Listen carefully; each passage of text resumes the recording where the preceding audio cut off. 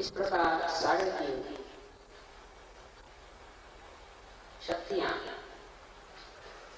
इस महाराष्ट्र में पृथ्वी तत्व से निकली हुई।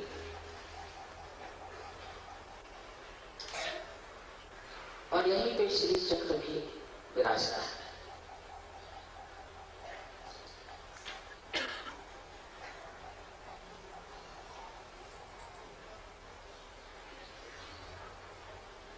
आप लोग सब जानते हैं कि महालक्ष्मी ही मध्य मार्ग है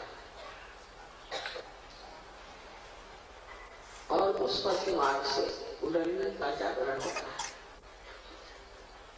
इसलिए हजारों वर्षों से इस महालक्ष्मी के मंदिर में उदो उदो अम्बे कहा जाता है, क्योंकि अम्बा कुंडलिनी है और कुंडलिनी की शक्ति महालक्ष्मी में ही जागृत हो सकती है। इसलिए महालक्ष्मी के मंदिर में बैठ के अम्बा की गीत गाया जाए। कोलासुर को मारा था इसलिए इसका नाम कोलापुर। कोलासुर नाम का एक राक्षस था। कोले का मतलब होता है फॉक्स को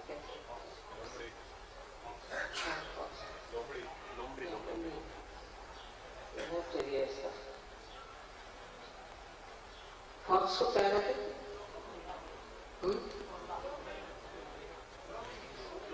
नहीं, लोमड़ी को वो हल्की होती है।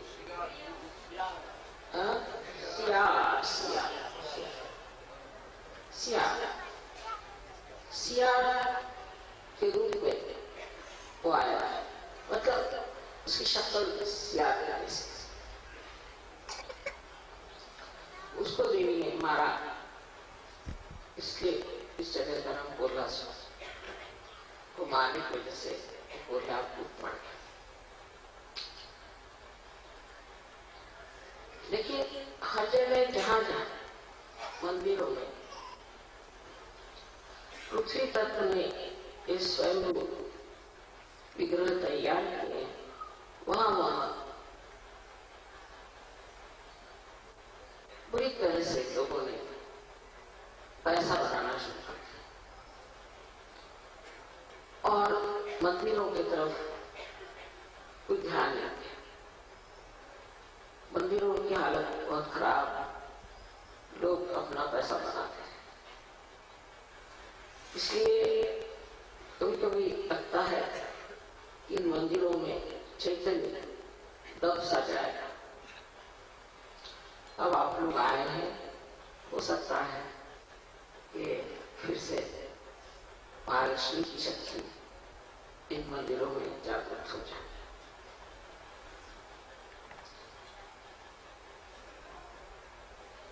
सुषुम्ना नाड़ी इस प्रकार बनी हुई है जैसे कोई कागज को आप 3.5 मरतबा रख लेते हैं। उसकी जो सबसे सूक्ष्म बीच की नाड़ी है उसे आप ब्रह्म नाड़ी कहते हैं। उसी नाड़ी से पहले कुंडलिनी को जगाया जाता है और जब कुंडलिनी इस नाड़ी से, ब्रह्म नाड़ी से बिल्कुल सूक्ष्म नाड़ी है, एक बाल के बराबर की उठ जाए तो वो ब्रह्म रंग को छेद सकती और ब्रह्म रंग को छेदने से आत्म साक्षात्कार की शुरुआत हो सकती। ऐसे मध्य मार्ग वो इतने विशेष रूप का बना हुआ है कि कितनी भी आपने उसमें बाधाएं डाली हो तो भी वो कुंडलिनी के जागरण के बाद धीरे धीरे प्रशस्त हो सकता है। और इसी चीज का अनुमान लेकर के हमने सहयोग में पहले शिखर और उसके बाद उसके इस तरह से ये मंदिर बना। पहले शिखर मराठी में है, आज कल समागम आए। पहले शिखर बनाना है और उसके बाद उसकी नींव डालना। तो इसी तरह से जब ब्रह्मानंद छिड़ जाए उसके बाद थोड़े से प्रकाश में बहुत कार्य आ सकता है।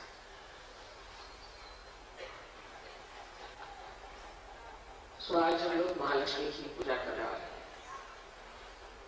मराठीत सांगायलाच नको महत्व कोल्हापूरचं सगळं तुम्हाला माहिती आहे.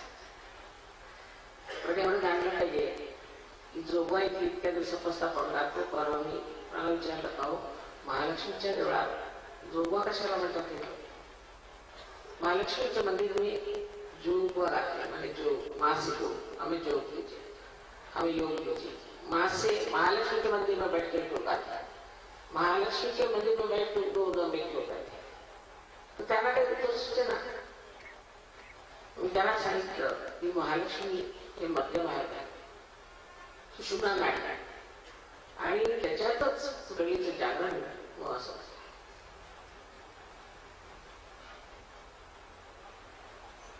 I welcome all of you from abroad and this Kolhapur is regarded as one of the deities temple. There are 3.5 deities, or you can say 3.5 points of the Kundalini. So it is said that in this triangular bowl of Maharashtra, because it is surrounded by on all three sides by mountains and the plateau is in the center. So all the three sides make a nice triangle. Is the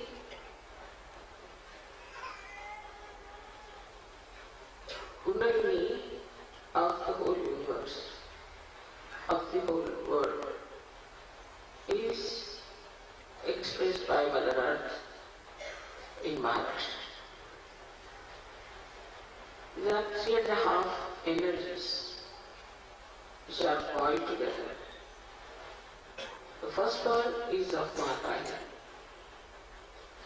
This Mahakali power is expressed in Puja as Bhavani, and Shivaji Maharaj used to come on a horse all the way for miles together to get the darshan of this Bhavani at Puja. He knew this. And he had a sword which was called as Bhavani Talwar, and people said that the goddess herself has given this sword to him. And the second one is Mahasaraswati. He is at Mahurgad. We always sing Mahurgad, our every song, that is the one. Is Mahasaraswati, which is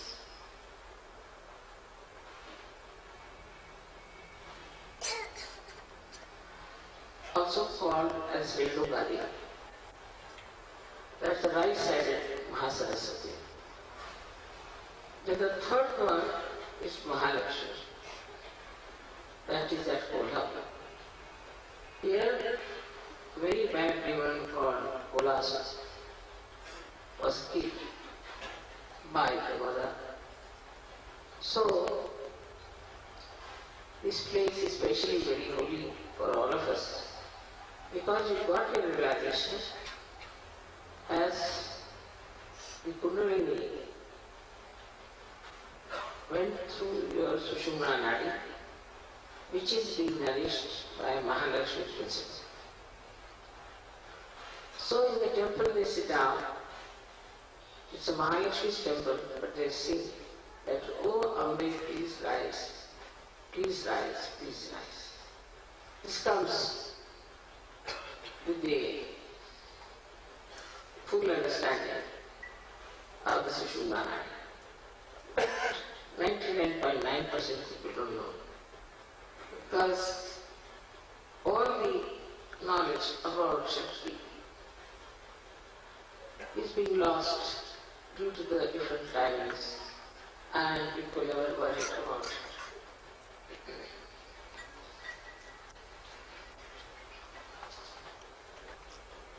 So one has to realize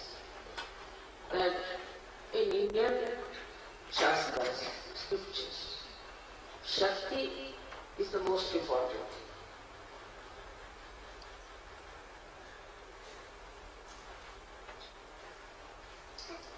It is to be understood. Why? Because, say now, if you have a light, or if you have fire, what is the power of fire? The power of fire can be that it can give you light, it can burn away things. But supposing it does not have its power, then who will care for fire? Nothing. So anybody who hasn't got the power of being the spirit, it is useless. So this power, this Shakti, has to be awakened within us because we do not have the power of the spirit. We have to have the power of the spirit. That's only possible if you get your self-realization. That is the reason it is very important that we should pay attention to our power. Now this power is made as the power of mother. Mother is the most loving relationship. And through that relationship, all the love is expressed. That is why the Shakti is that of a mother. And affection, the love, the patience, that mother has for her children. The Shakti too has the same powers. And that is how the Shakti never can harm. Out of all these Shaktis, all these powers, the highest of all is what we call as the Kundalini, because without her you cannot get realization.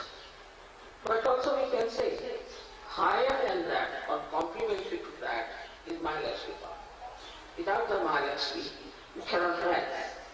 This is the ladder through which this power of Kundalini can rise.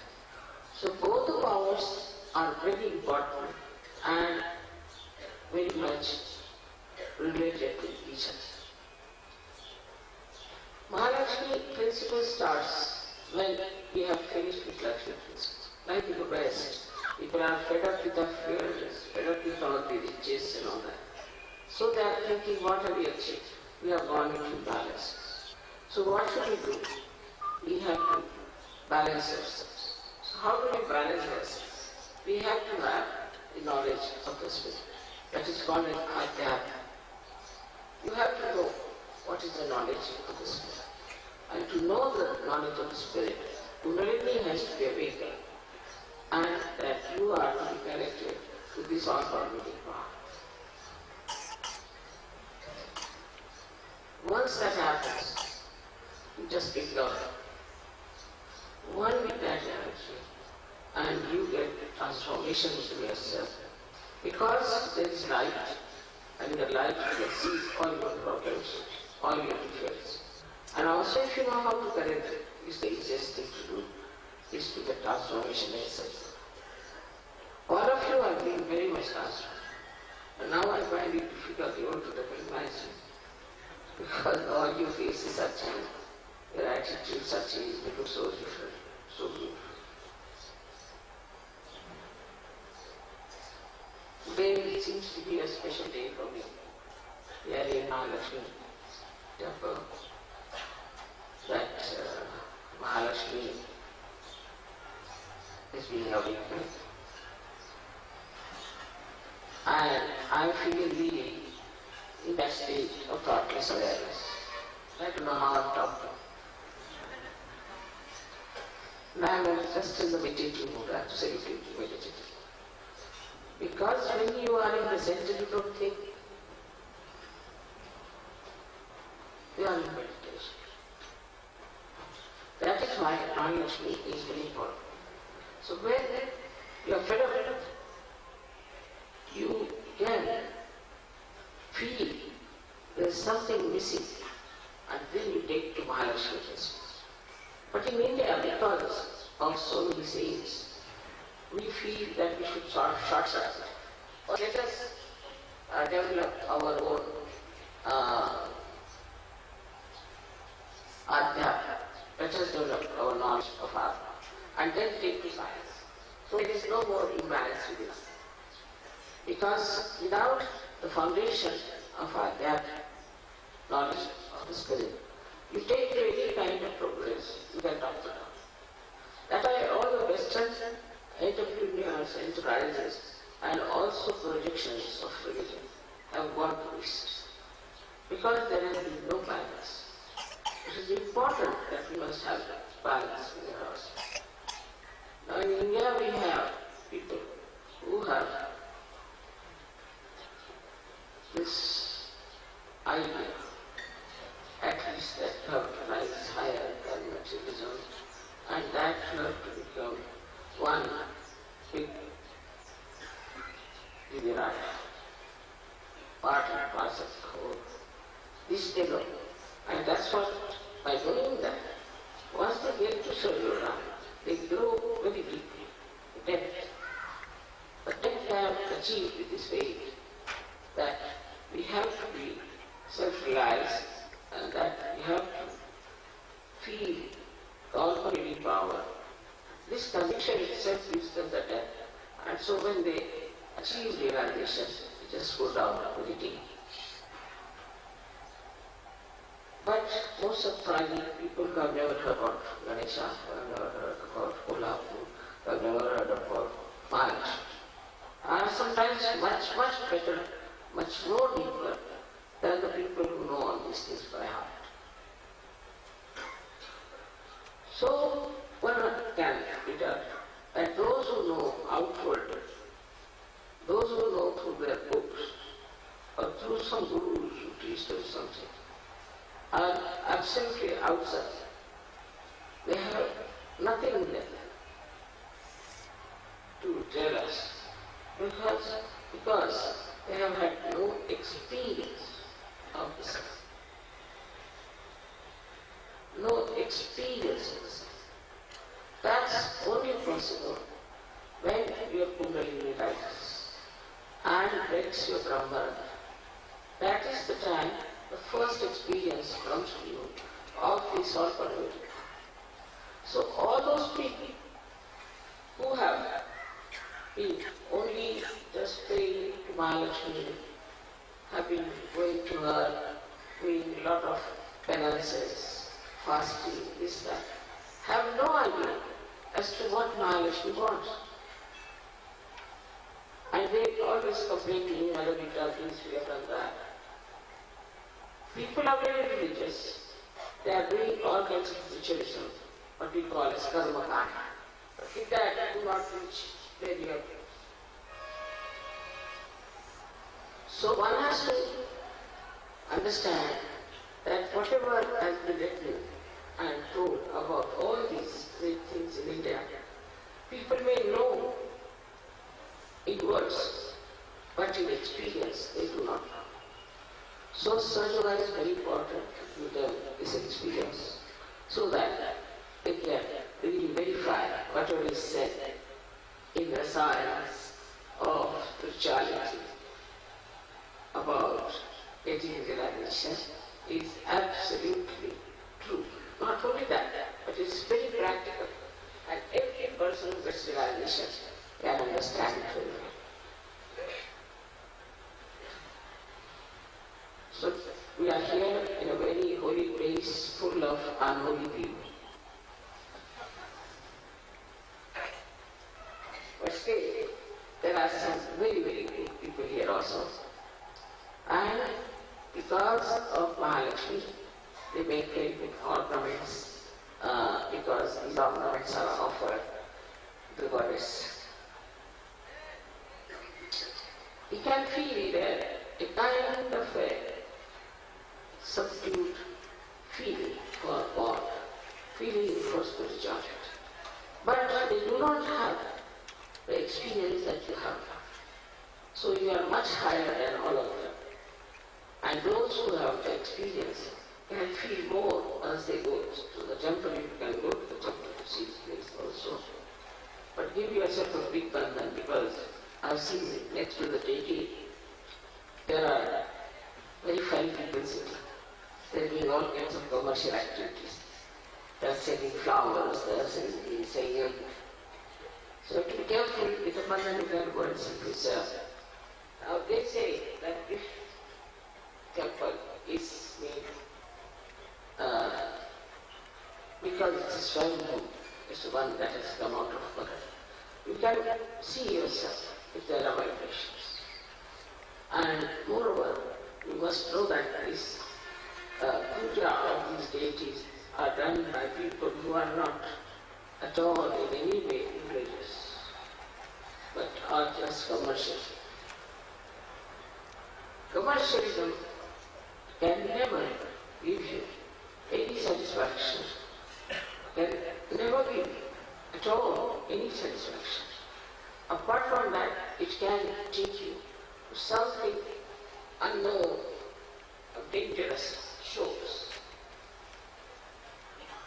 But if your faith is pure, without any greed, without any demands, then you develop your depth in yourself, which is very helpful after sadhana.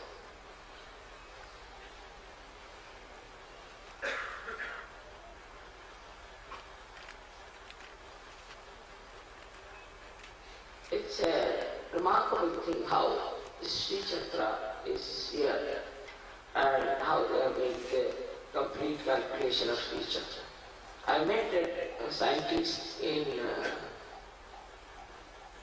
Russia, in Moscow, who has done research, very much big research on this Shri Chakra.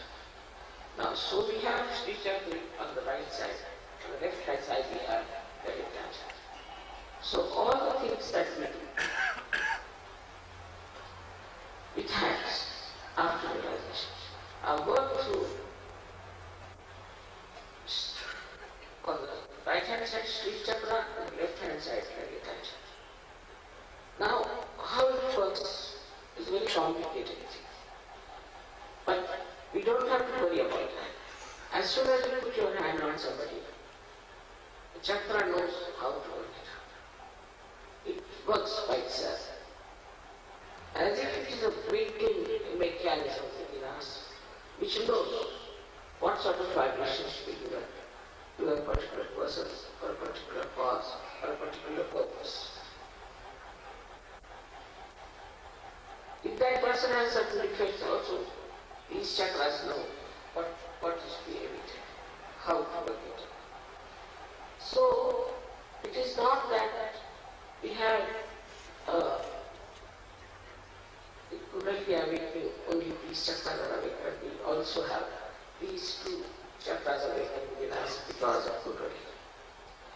But if you have a Shri problem, then you can find that your hands are stiff and you cannot feel the guidance, or we can say the divine intentions of relaxation. Because when you start using your hands, you don't feel any vibrations. So how will you know what's happening? It's a very complicated thing, and for that complicated thing, these instruments are made already, prepared already. They are quite equipped with all the knowledge that is necessary, like the feedback as you call it, or we can call it a complete programming is there. So as soon as you put your hand on a person, the programming starts working it out.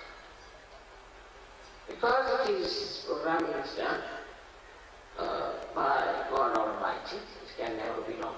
It cannot be two different things as far as one is concerned.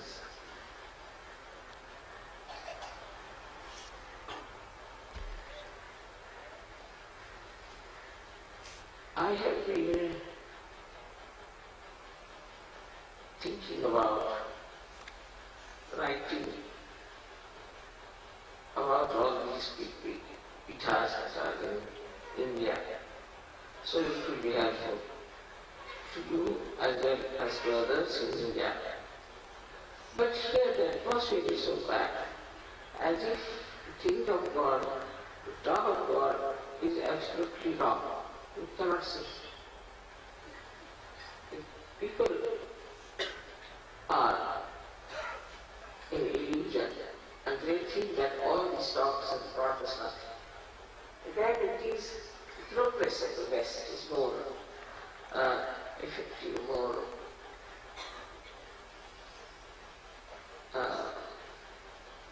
apparent, that they can see how you have progressed in materialism. And they can't understand how we could progress with adhyatma very much in the area of physical development or mental development. So now we come to a point where we realize that it is very important for all the Western people to have the foundation of adhyatma. For that it is important to give us some of your conditions, because this knowledge is coming definitely from India. I mean, the Indians have all the knowledge of your medical science, this science, that science, that science. But God's science is in India. And for that, what are you going to do? When the question of God's science is concerned, what are you going to do about it? How are you going to work it out? That this is the science of God. And the God's science has to be understood with full dedication and devotion. Because of the conditioning of the Western influence, the Western progress, sometimes we just do not know how to grasp this knowledge within ourselves. Very difficult. But if you can understand that as for science, we have to accept it fully from the West. You have to accept the knowledge of your spirit from the East. East has the knowledge of the spirit. For that, you have to be ready to receive it. But if you are still in your arrogance, if you are still in your own conditionings, then you cannot. Like a boy who comes from a village, has never known about science, and he suddenly put him in a science college. He said, what is this nonsense? What's all this? Oh, I don't know these things. Why should I use a test tube? Why should I go in the laboratory? All kinds of things he can start saying. And this condition is there. Then he ran away from school within 1 year or 2 years, maybe a year. And that is what I find is their condition. So we must watch our conditionings, what sort of conditionings we have. While the Indians have conditionings of so-called religious beliefs and ritualism and this, they are very much conditioned also. But it is easy to overcome that when you realize that whatever you are worshiping, for example in India, everybody has a Kula Devata, means the family goddess, everybody. They must worship that goddess, particular goddess, everybody. So they have to, if they just ask, Mother, are you that goddess? So that is just not good. So the conditioning gets very easily validated. But the mental acceptance of something is very difficult. And I've seen also when they get married or marriage is arranged, they go mental. They go mental. If you go mentally, then you cannot understand anything. But if you are spiritual, then you can understand. For example, we see Mother giving us these flowers and all. How can we go mental about it? It's a living process. For any living process we cannot get mental. So now you will say, alright, this is because the seed has got this and the seed is planted. But how? Why? That you can't answer. They never answer. Then you keep quiet. But say, if there's a seed, you say, alright, this is Mother Earth. She wants to give to her children these flowers, fruits, these trees. So she's working it out. So one has to jump from one conditioning of materialism. Now you should see matter. Energy never moves. Energy is extra.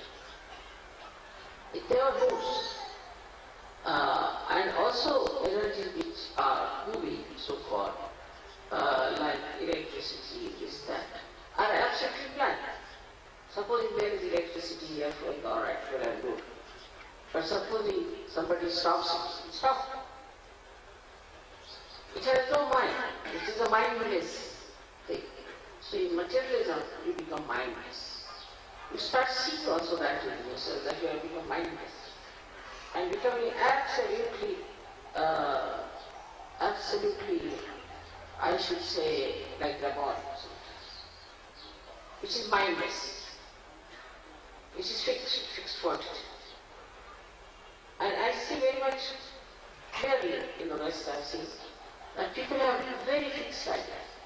It's difficult for them to get out of it because they don't have that movement towards the spiritual subtlety where one can use the mind to do something. We would say that Mother Earth has got the mind. No, that nobody can believe the West, except for certain. That the Mother Earth produces these big grass. She produces these stages. Nobody will believe. How can you believe such a thing? That this Mother Earth thinks, that this Mother Earth produces these things. But logically you can say, logically. Say a tree has a certain height. The fruits have a certain shape, certain colors, flowers same. Who changes all the seasons? Especially in India, it's very clear that 6 seasons. It's called as the Kamara in Mataji. Now, that is the one which is a lady which thinks. She has a mind of her own, she decides. And she works out. This concept was dumbly denied in the West. First is that we cannot accept equality. Woman has no part. Right from Socrates onward, nobody has talked much about the woman, except of course there is something and all that, but it's very minor roots there. Greeks had goddesses who were just like human beings, so that also gets moved out. And very little was accepted. When Christianity came, some other Christians saw that there should be no mention of the mother. But despite that, people worship the mother. They worship the mother of Christ as some like a goddess. Though in the Bible she's talked as a woman. In a very deliberate style. She's addressed. So the conditioning of people is about the power of God having somewhere in the air. That is there and that gives us everything. But what is the communication? What is the justification of what is the logical thing? How to explain? So you have to say it is a mystery. God is a mystery, we are somewhere in the air, He does everything. And how can people believe it? So the Christian conditioning has been even worse than, I think, Jew conditioning. Because they just took it out Christ further away. So the painters, artists couldn't do that. They couldn't accept, they act the mother things. But despite all that, the motherhood has not been respected, that should have been everybody, which is a very wrong thing. Why? Mahalaxmi herself incarnated as Mother herself. And to say about Mahalaxmi as a woman, I think is a great insult. And where women are insulted like this, where the goddesses are insulted, we cannot expect any spiritual growth unless and until you accept that it's the Shakti, the Mother, who is the only thing that the communication between us and the divinity. So this conditioning, Christian conditioning has to go out as far as the Mother of is concerned. It's very surprising sometimes when I see how these people are trying to bring down the level of a goddess to just a woman. So this is a very big blessing in India, that they respect Mother as the Shakti. And that the whole thing is done by the movement of the Shakti, by the thinking of the Shakti, by the coordination and the understanding and the planning of the Shakti. It's not done by God Almighty. It's just a spectator. She does it. Once that concept can fit into your head properly, then you will see so many conditionings withdrawn. Because religion was organized, and in an organized religion you can put whatever you like, the way you want to put it. And it was such a big mistake. By that, people developed a lot of ego, lot of things against women. And also, the first sin, they call the original sin and all that, is because of women, they really treated women, and they have no respect for them. So the women have changed their role, and instead of becoming mothers and goddesses, they have tried to become something like actresses. But you can understand that without the power, there is no sense in anything. This is the power of love, and this is the power of truth. Once you get that power, you should humble down and know that this power is within us, which has given us all this knowledge, which has given us all this ability to raise the Buddha. All this is because of energy within us, Shakti within us. Without that, we are nothing.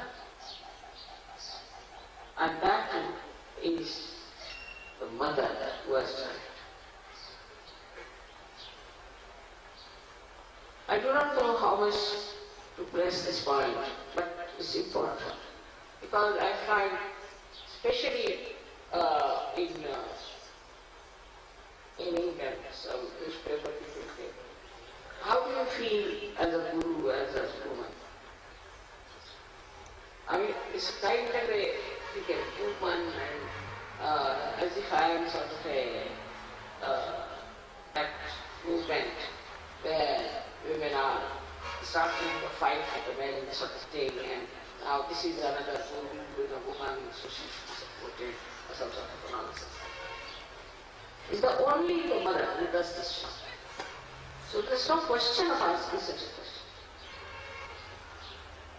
But that's what it is, that we should first know that it's the feminine quality of a woman as a mother is very powerful.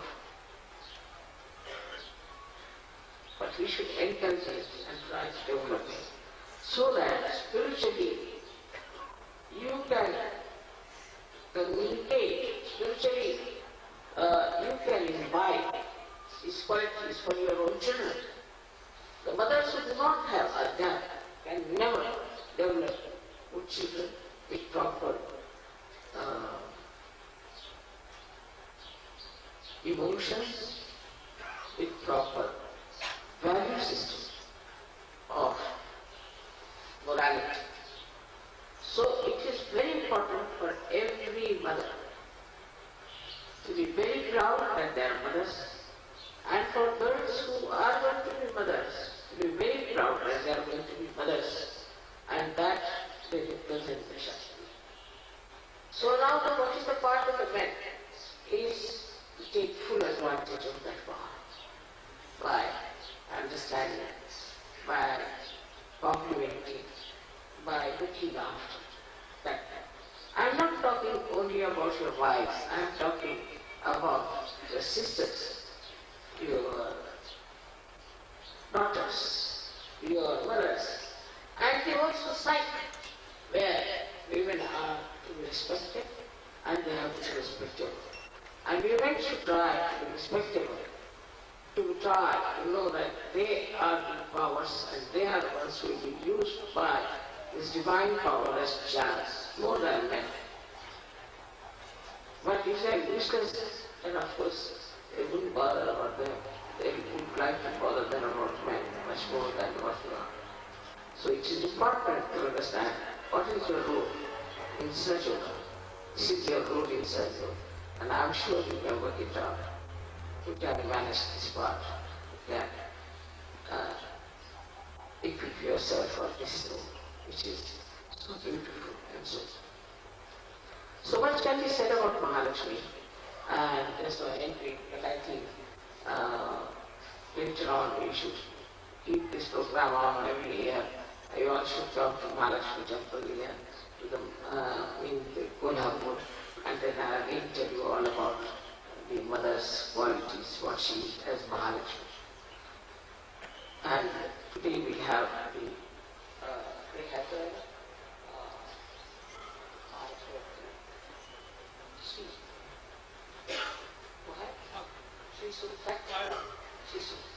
Shri Sutta is about Mahalaxmi's qualities. But okay, I think we have Ganesha's Stuti and then we have this. So seriously must understand what is it. इसकी पवित्रता बढ़ा रहे हैं. आशा है आप सब आराम से रात की देर से आए हैं. बहुत देर हो गई. मैं सोचती थी पता नहीं कितने बजे पहुंचे. बहरहाल जो भी हो, आशा है आज की पूजा में आप लोग फिर से पूरी तरह प्लावित हो जाए. सबको आनंद आशा.